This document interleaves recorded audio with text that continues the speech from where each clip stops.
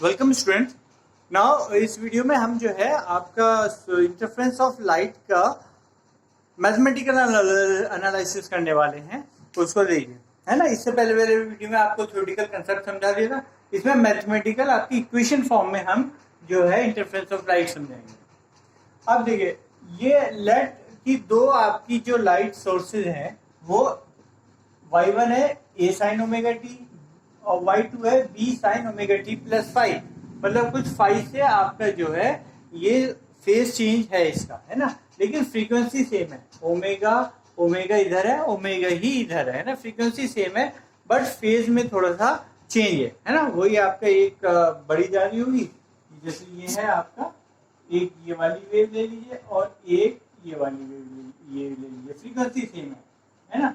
तो ये एक ही जगह यहाँ पे आके मिलेंगी, यहाँ से स्टार्ट भी सेम जगह से होगी, लेकिन बीच में फेज सबका अलग अलग है ना। दोनों वेव का फेज अलग है। तो अब ये देखिए, दोनों वेव हमने ली तो सुपरपोजिशन क्या कहता है, इन दोनों का जो कंबाइंड इफेक्ट होगा वो इन दोनों का एडिशन होगा। तो हमने देखिए यहाँ पे एडिशन कर दिया, y is equal to y1 plus y2, है ना। अब इसको सिर्फ और सिर्फ मैथमेटिकल एनालिसिस करना है। ये sine omega T plus five sine a plus b के फॉर्मूला यूज करके जो मैंने यहाँ पे लिख रखा है वो हम इसको एक्सपेंड कर देंगे। यहाँ पे ये एक्सपेंड कर दिया, है ना। साइन ए साइन बी, तो साइन ए, ये ए हो गया, ये बी हो गया, तो sine omega T cos phi. इसी तरह कॉस ए साइन बी, तो cos omega T sine phi, ये एक स्टेप आ गया। अब हमने साइन ओमेगा टी वाली टर्म एक जगह ले ली, ये वाली साइन ओमेगा टी वाली, और बाकी टर्म थी ए प्लस बी कॉस फाइव, ये आपका इधर आ गया साइन ओमेगा टी, और जो दूसरी टर्म थी ये वाली, ये एज इट इज यहाँ पर लिख दी। ठीक है। अब इसको कंबाइन करके हमें एक साइनसोइडल इक्वेशन बनानी है ना। तो उसके लिए आपका, क्योंकि रिजल्टेंट जो है वो भी साइनसोइडल आ रहा था, लेकिन ये दोनों जुड़ के जो कंबाइंड आ रही थी वो भी साइनसोइडल वेव आ रही थी, है ना। तो इसका मतलब इनका रिजल्टेंट जो है हमें साइनसोइडल वेव बनाना है। उसको बनाने के लिए हम जो है इसको मान लेते हैं आपका ए प्लस बी कॉस थीटा, आप ए कॉस थीटा मान लीजिए, और बी साइन थीटा आप मान लीजिए ए साइन, बी साइन फाइव जो है ए साइन थीटा मान लीजिए। ठीक है। अब इस फॉर्मूले का इनवर्स आपको यहाँ पे रखना है। ठीक है। देखिए, ये जब ये मान लिया हमने, एक और थीटा लेट करके मान लिया, है ना, तो ये इस फॉर्म में आ गया। ए कॉस थीटा इसकी जगह लिख दिया हमने ए कॉस थीटा, और बी साइन फाइव की जगह लिख दिया ए साइन थीटा, है ना। तो अब ये देखिए इस फॉर्म में आ गया पूरा। ए कांस्टेंट है, ए को बाहर निकाल लिया, और अंदर कॉस ए साइन फाइव, ये साइन ए कॉस बीटा, इस तरह से आ गया आपका। तो ये साइन ए, ये वाला ए टर्म हो गई, इसको बी मान लीजिए, है ना। और ये साइन थीटा, ये बी हो गया, और ये ए हो गया ओमेगा टी, है ना। तो इसको जब कंबाइन करेंगे तो दोबारा ये a sine omega T plus theta, ये थीटा के टर्म्स में आ जाएगा बस, है ना। लेकिन आएगा देखिए साइनोसॉइडल वेव ही, है ना। साइनोसॉइडल वेव आ रही है, फ्रीक्वेंसी ओमेगा आ रही है, बस जो रिजल्टेंट थीटा है, जो रिजल्टेंट फेज डिफरेंस है, वो फेज बदल जाएगा। जो रिजल्टेंट वेव का फेज होगा सिर्फ वो आपका थीटा बदलेगा। पहले फाइव था, अब क्या हो जाएगा थीटा। ठीक है। जो रिजल्टेंट इसका तो फेज जीरो था, इसका फाइव था, है ना।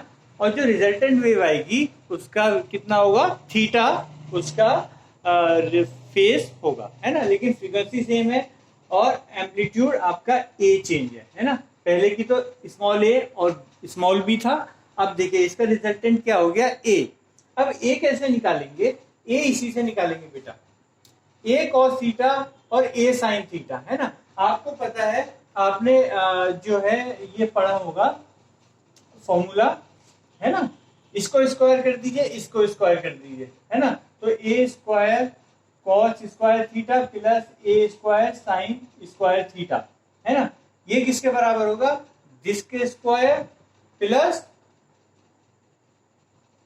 दिस स्क्वायर, है ना। ये बात हो गई। तो ये किसका, अब इसको पहले इज इक्वल टू ये आएगा A plus B cos phi का square plus B sine phi का होल स्क्वायर।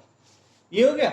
अब इन दोनों में देखिए ए स्क्वायर कॉमन ले लीजिए, तो ये क्या हो जाएगा, यहां से ए स्क्वायर कॉमन लेके ये इतना आ जाएगा, और ये होता है 1, तो इसका मतलब क्या हो गया, ये ए स्क्वायर के बराबर ही आपका हो गया। ये क्या हो गया, ए स्क्वायर के बराबर हो गया, है ना। जब इसको एक्सपेंड करोगे तो ये आपका a square plus B square plus 2ab cos phi आपका रिजल्टेंट आएगा। उसको भी दिखा देते हैं अगर वो समझ में नहीं आ रहा तो देखिए इसको, ए प्लस बी का होल स्क्वायर, ये क्या होगा, a square plus B square cos square theta plus 2ab cos phi, ये इतना एक्सपेंशन आ गया, है ना, plus B square sine square theta phi, यहाँ पे तो फाई चल रहा है ना, तो फाई लिया जाएगा। तो अब देखिए ये B square cos square theta B square sine square theta मिलके क्या हो जाएगा, बी स्क्वायर हो जाएगा, है ना। तो इसको हम क्या लिख देंगे यहाँ पे, इन दोनों टर्म, ये दोनों राइट टर्म्स हैं तो ये दोनों ऐड हो जाएंगे, equal to A square plus B square cos square theta plus sine square theta plus 2ab cos phi चल रहा है, सॉरी फाई, मैं थीटा थीटा बार बार कर रहा हूँ, फाई चल रहा है ना। तो ये आपके देखिए ये तो 1 हो गया, तो a square plus B square plus 2ab cos phi ये आ गया, है ना। अब ये क्या है, ए स्क्वायर के बराबर था ना, तो अब इसका अंडर रूट ले लीजिए तो ए आपका ये आ जाता है। अब tan थीटा निकालने के लिए इसको और इसको डिवाइड कर दीजिए, क्योंकि आपका ए से ए कट जाएगा, sine upon cos tan theta होता है, उससे आपका ये चीज आ जाएगी, ठीक है। ये आपका जो एक्सप्रेशन है ये बहुत इंपॉर्टेंट एक्सप्रेशन है, दोनों आपको ये दोनों याद रखने हैं और इनके बेसिस पर ही जो है क्वेश्चंस आते हैं, है ना। वो अभी हम इनके बेसिस पर ही आपको कंस्ट्रक्टिव और डिस्ट्रक्टिव इंटरफेरेंस समझाएंगे। ये इक्वेशन आप नोट कर लीजिए ढंग से, वैसे डेरिवेशन भी नोट करना है आपको, और ये इक्वेशन तो याद बाय हार्ट करनी है। अब देखिए, अब आपको पता है इंटेंसिटी क्या होती है, proportional to square of amplitude होता है, ठीक है, ये आपको ध्यान रखना है। तो इसी तरह जैसे इसका एम्पलीट्यूड कितना है a, तो इस वाली वेव की इंटेंसिटी कितनी होगी, के ए स्क्वायर, प्रोपोर्शनल है, प्रोपोर्शनलिटी कांस्टेंट k लगा दिया, और वो a स्क्वायर के प्रोपोर्शनल होगा। सिमिलरली इसकी एम्पलीट्यूड कितना है, ये b है, तो I2 is equal to K B square इसकी इंटेंसिटी हो गई, है ना। अब सपोज कीजिए आपकी कंबाइंड इंटेंसिटी, ये इक्वेशन है, y is equal to A sine omega T plus theta, है ना। इसका एम्पलीट्यूड कितना है a, तो जो रिजल्टेंट इंटेंसिटी वो कितनी होगी, के ए स्क्वायर। ये बात समझ में आ गई आपको। अब ए स्क्वायर हमें पर टर्म पता है जो हमने यहाँ पे निकाली थी, ये ए स्क्वायर है, वो हम यहाँ पे पुट कर देंगे, के ए स्क्वायर प्लस के ब्रैकेट में ए स्क्वायर, ये पूरा ए स्क्वायर आपका आ जाता है ना। इसके बाद हम ब्रैकेट खोलते हैं अपना, के सब में लग जाएगा, तो के ए स्क्वायर कितना है, के स्क्वायर आपका I1, तो यहाँ पे I1 हमने लिख दिया, के बी स्क्वायर कितना है I2, वो यहाँ पे लिख दिया, है ना। नेक्स्ट आपका ये बचता है 2ab cos फाई को हमने I1 I2 2 under root I1 I2 cos phi कैसे लिखा, इसको समझाने के लिए भी आप देखिए ये वाली, आप इसको भी रख कर दीजिए, ये देखिए यहाँ पे देख लीजिए, इतने पोर्शन में हम समझा देते हैं आपको। ये देखें क्या आपको क्या थे आपके पास, I1 I2 था, है ना, I1 I2 की टर्म, ए बी को I1 I2 की टर्म्स में लिखना है, तो आप ऐसा करो, इन दोनों इक्वेशन को मल्टीप्लाई करो, तो I1 I2 कितना हो जाएगा, K A square into K B square is equal to K square A square B square, ये हो गया। तो के ए बी कितना हुआ, तो के ए बी कितना होगा, अंडर रूट I1 I2, क्योंकि सबका पूरे का अंडर रूट ले लिया है ना, तो ये आपका के ए बी हो गया। इसको कैसे लिख सकते हैं, के ए बी का होल स्क्वायर भी तो लिख सकते हैं, और जब के ए बी निकालना होगा तो इसका अंडर रूट हमें लेना पड़ेगा, है ना। तो के ए बी की जगह हमने अंडर रूट I1 I2 रख दिया, 2 एज इट इज आ गया, cos फाई भी एज इट इज आ गया। तो ये आपकी जो कंबाइंड आई रिजल्टेंट इक्वेशन इंटेंसिटी की, ये आपकी इक्वेशन बनी। ठीक है, अब इससे हम देखते हैं कंस्ट्रक्टिव और डिस्ट्रक्टिव इंटरफेरेंस की क्या कंडीशन निकल कर आती हैं। देखिए आपका ये आया था ना, I R is equal to I one plus I two plus two under root I one I two cos phi. ये इसको दूसरी टर्म में ए और बी की टर्म्स में लिखना था आपको, ये के ए square plus B square plus two a b cos five, है ना। ये दो आपके एक्सप्रेशंस आए थे जो इससे अभी हमने किए हैं। अब देखिए कंस्ट्रक्टिव इंटरफेरेंस में क्या होता है, क्या डेफिनेशन थी कि उसकी लाइट की इंटेंसिटी मैक्सिमम होनी चाहिए। तो मैक्सिमम होने के लिए इंटेंसिटी के लिए यहाँ पे आपका ये P प्लस है, ये भी प्लस है, ये भी कुछ समथिंग आएगा। इसका जो इस टर्म का मैग्नीट्यूड है वो कौन वेरी कराएगा, ये cos फाई वेरी कराएगा, क्योंकि cos की वैल्यू -1 से +1 तक वेरी करती है। अगर -1 हो गई तो ये भी माइनस कर देगा, तो इसकी इंटेंसिटी भी कम कर देगा, है ना। अगर ये +1 हो गई तो इसका मतलब ये मैक्सिमम केस आएगा, मैक्सिमम 1 हो सकती है इसकी, तो इसका मतलब ये केस जो होगा 1 मैक्सिमम वाला होगा। और वो हमारा केस कौन सा होता है, कंस्ट्रक्टिव इंटरफेरेंस का, जहां आपकी इंटेंसिटी मैक्सिमम आती है वो आपका कंस्ट्रक्टिव इंटरफेरेंस होता है। तो कंस्ट्रक्टिव इंटरफेरेंस के लिए होता है आई शुड बी मैक्सिमम। जब मैक्सिमम होनी चाहिए तो cos फाई आपका मैक्सिमम, cos फाई भी मैक्सिमम होगा। जब इंटेंसिटी मैक्सिमम होगी तो इस फॉर्मूले से हम देखेंगे वो तभी पॉसिबल है जब आपका cos फाई मैक्सिमम हो। और cos फाई की मैक्सिमम वैल्यू कितनी होती है, 1।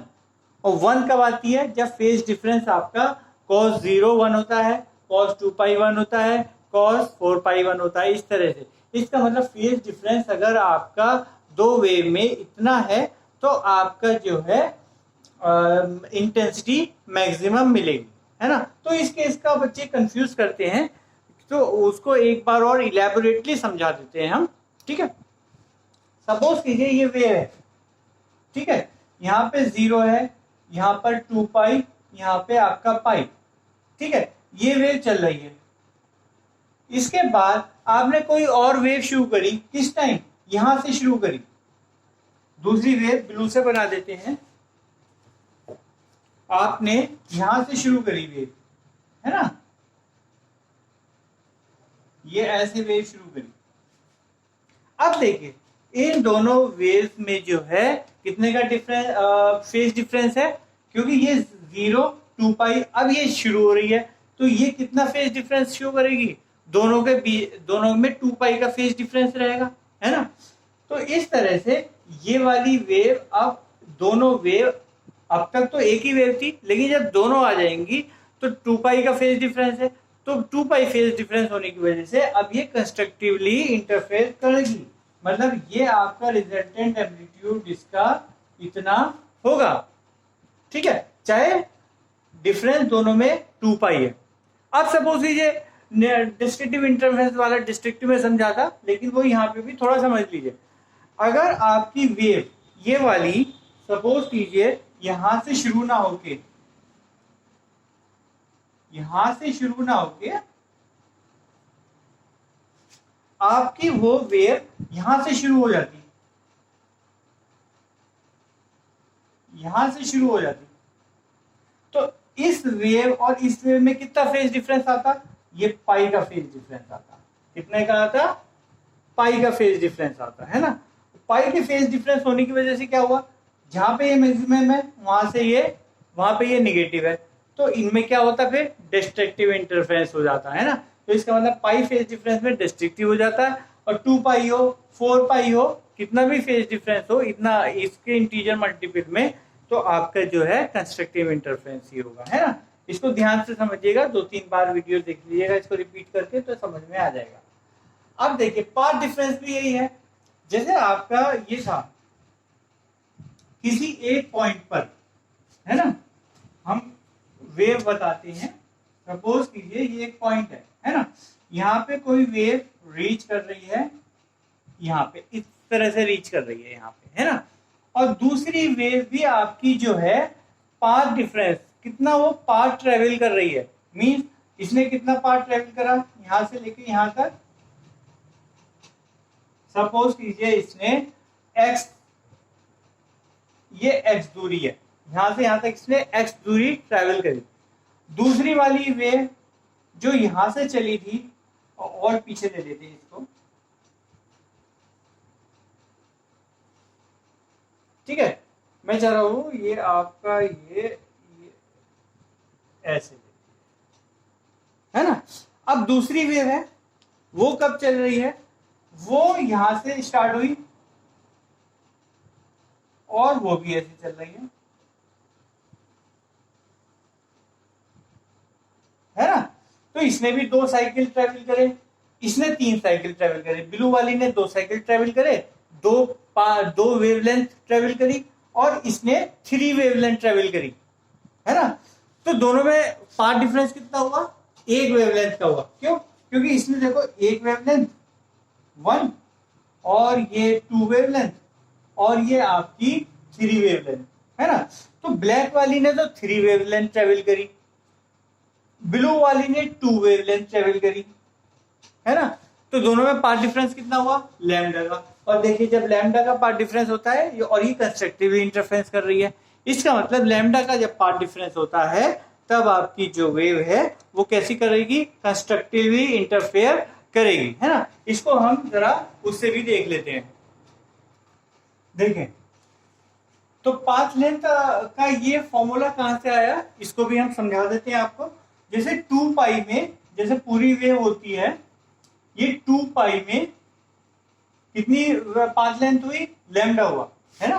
तो 2 पाई डिग्री में पाथ लेंथ कितना हुआ, लैम्डा। 1 डिग्री का फेज डिफरेंस में पाथ लेंथ लैम्डा अपॉन 2 पाई होगी, इसको डिवाइड कर देंगे। इस तरह 5 डिग्री के फेज डिफरेंस में आपकी पाथ लेंथ सपोज की डेल एक्स है, तो वो लैम्डा अपॉन 2 पाई इंटू 5 हो जाएगा, है ना। तो इसका मतलब 5 अगर फेज डिफरेंस है तो पाथ लेंथ कितनी आती है आपकी, इतनी आती है। वही फॉर्मूला यहाँ पे यूज करा, है ना। इस तरह से आपको इसको समझ लेना।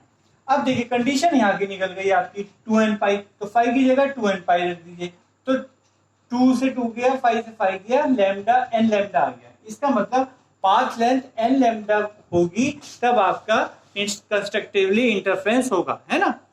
ठीक है। नाउ हम डिस्ट्रक्टिव इंटरफेरेंस देख लेते हैं। इसका भी रेफरेंस और कंसेप्ट जो मैंने इंटरफेरेंस कंस्ट्रक्टिव समझाते हुए बता दिया था, वही बिल्कुल आपका यहाँ पे है ना। तो इसको हम जल्दी से कवर अप कर लेते हैं क्योंकि एक्सप्लेन समझाया जा चुका है, ठीक है। तो डिस्ट्रक्टिव के लिए कॉस ये सबसे कम होना चाहिए, वैल्यू सबसे कम कब होगी, जब कॉस थीटा आपका मिनिमम होगा। मिनिमम कब होगा, जब वो -1 होगा। -1 कब होता है, जब थीटा जो है जो फाई है ये आपका पाई 2 पाई 3 पाई 5 पाई होता है ना। 5 पाई 3 पाई 5 पाई जब होता है तब आपका ये cos फाई -1 आता है।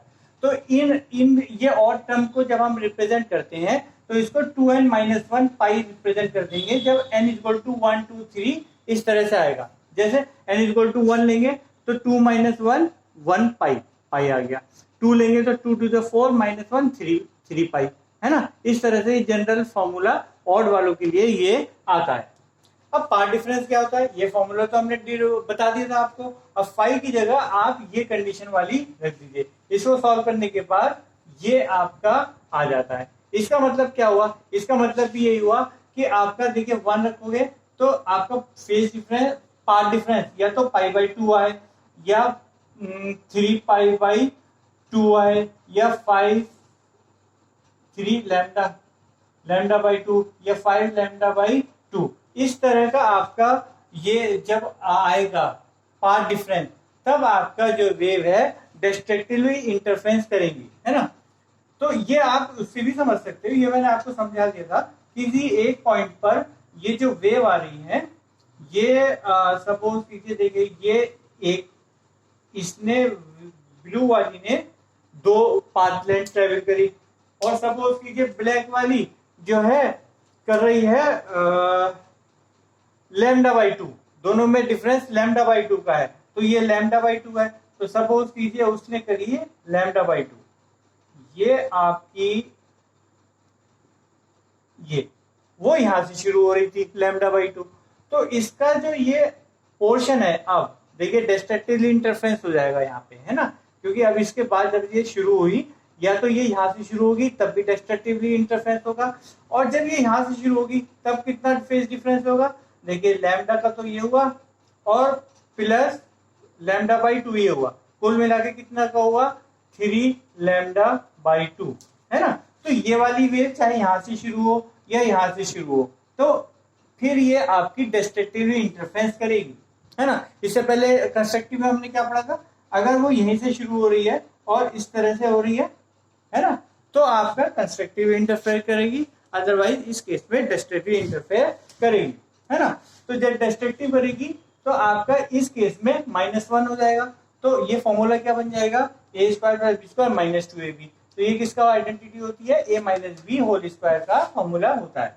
तो आई मिनिमम कितना हो जाएगा, के a minus B whole square. ठीक है, I hope you understand. Video लंबी हो गई इसलिए नेक्स्ट वीडियो और अच्छी आएगी। Till then thank you and have a nice day.